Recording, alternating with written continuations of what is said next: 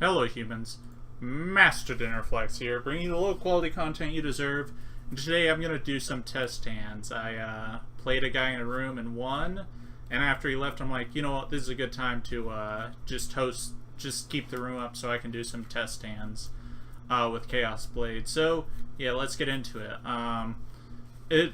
Despite the deck looking like it's an all-in deck, because of all the resource cards I have in it, it can really grind out. Like, I was reincarnationed, Ash Blossom. I had a whole bunch of counters against me, as you can see, and I still was able to push through and get to the combo. So I'm just going to do some test hands, and we're going to see what I can do with them. Draw, draw, draw, draw, and draw. Okay. There's no reason to do that. Let's see here. I have a Reborn online. Sorry, I'm just working out what I want to do with this. Yeah, let's just play it. Let's play it. Actually, okay, in a situation like this, because this is a test hand, because we are playing a test hand, we know there's going to be no interruptions, so Armageddon Knight would be the correct play, assuming your opponent has no disruptions. But since your opponent can, if you're actually playing against an opponent, what you're going to do is Greffer here, because if they Ash Blossom it, you still got the Reborn to turn the Armageddon online. So let's make the safer real world play. Send this. And if they Ash Blossom this Malicious, you still got the Reborn and Armageddon, so you're still good. But let's just assume that we have played around the disruptions and our opponent just doesn't have any. So let's go into his old. And search BLS. Now we didn't draw any equips, so that's very good. We can keep the good ones in deck for late game. 1, 2, 3, and 4. And we will summon an Armageddon Knight. If they Ash Blossom there, you still got the Reborn, obviously. So then, there. Now let's put the Mass Change in the top of our deck, since we're not going to use it for this line of play. Banish.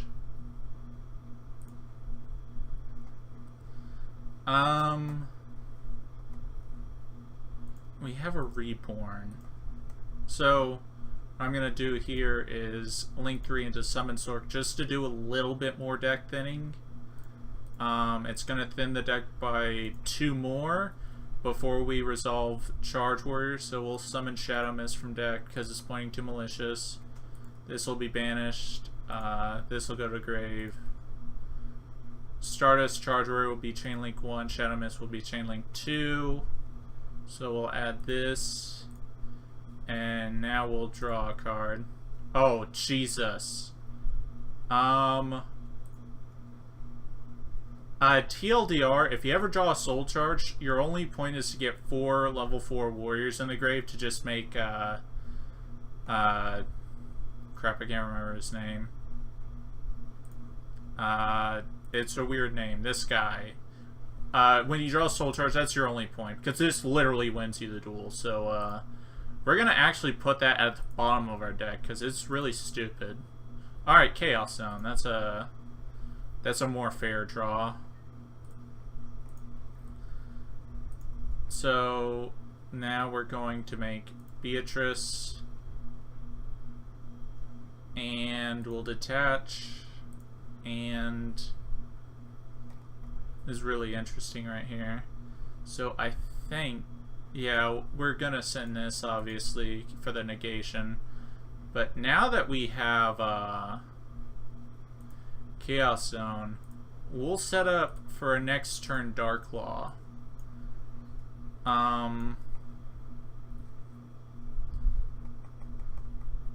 So let's get the Perfect Ace out of grave. So there's Solemn Judgment, there's a Karma Cut. It might not be the best form of disruption, but it's good enough for what you already have in hand, which is the BLS and the Chaos Zone, which the Farfa is going to fuel this. So your opponent has to break this board, which of course you have a Mega Dante. And then afterwards they're going to have to deal with the comeback, which you already searched. So that's pretty good. We're in a good situation. Now, let's say if we drew Instant Fusion instead, because we have this Foolish Burial, what we would do is we would just pay for the Instant Fusion, pretend like I paid 1,000 life, and we go Raijin. Raijin's own effect to set itself. Then we'd activate Foolish Burial to send AD Changer, activate AD Changer to flip this in attack. So now it won't die by Instant Fusion, so it's good to go. So then you would have Karma Cup, Book of Moon, and Solemn Judgment with the BLS in hand. So, there we go. Now let's put this back. And a whole bunch of cards. The amount of deck thinning you do once you get to the Charge Warrior is super powerful. Like, you've seen how I draw a Soul Charge. That wasn't just a random sack. I mean, it was random sack, but I mean, it's a much more calculated random sack than you believe. Because of all that deck thinning we're doing, we're just reducing the number of cards you don't want to draw in your deck. So you can draw Soul Charge, Reborn, Foolish Burial, Instant Fusion, just extra cards to help you do more. Now let's get a new test hand. Phoenix Blade, Rhoda, Arfider, Foolish, and Malicious. Alright. Now, it's not a very smart thing to ever Ash a Rhoda. Like, no one normal would do that, but if they actually did, they'd fuck us. But luckily, that's not the smart play, so what we're gonna do here... Alright, so normal Greffer. I do believe this con will actually end on a Dark Claw. So we'll do that, and we'll send Plague.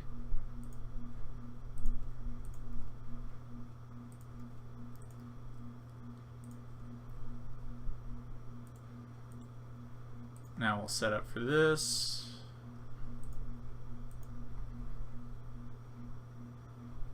Here we go. And if, like, the Arfider's a really good card to go second with, because it pops 2 sets in your Link combo. So add the BLS. 1, 2, 3, and 4 to grab Shadow Mist. It's not going to be in that zone. I'm just putting it there for a moment.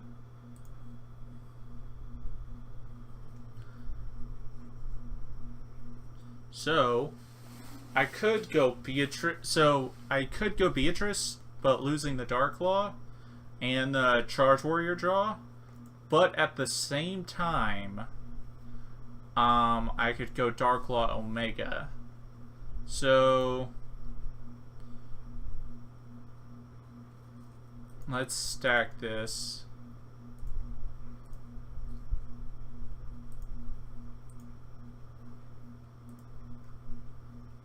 Yep, let's just do the Dark Claw play. So we are going to Omega,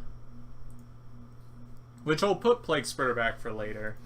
So you could probably do a Charge Warrior at another time. So we'll put Omega in attack, so we'll have some hand control. And then we'll set this end phase on their turn, flip. Then we will go Dark Claw and deck then a little bit, so our next draws can be a little bit better. Then standby phase, we'll put the Plague back in grave.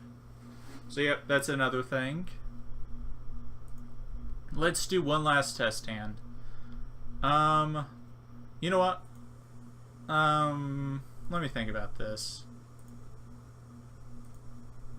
because we could do quite a bit. So the thing with Soul Charge, 90% of the time, you usually are going to go for the Heroic Champion. but sometimes, depending on how your combo was, and if not it was interrupted, will change what you do. Sometimes you can just make some very unfair, but let's do one last thing, and we'll try to introduce Soul Charge if the hand doesn't have it already. 3, 4, 5. Okay, this is an interesting one. This is actually a really interesting hand to test. So Armageddonite, obviously. Then we'll banish to summon.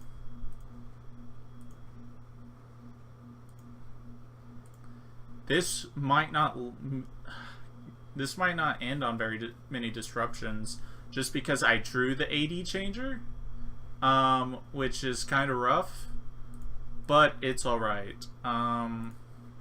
Ending on a Beatrice isn't the worst thing ever, especially since it's actually online. 1, 2, 3, 4. And we'll send this to stack the malicious on top.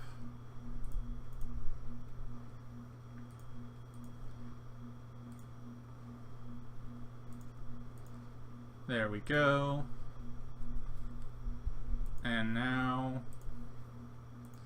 we will summon Sork, do a little bit extra deck thinning.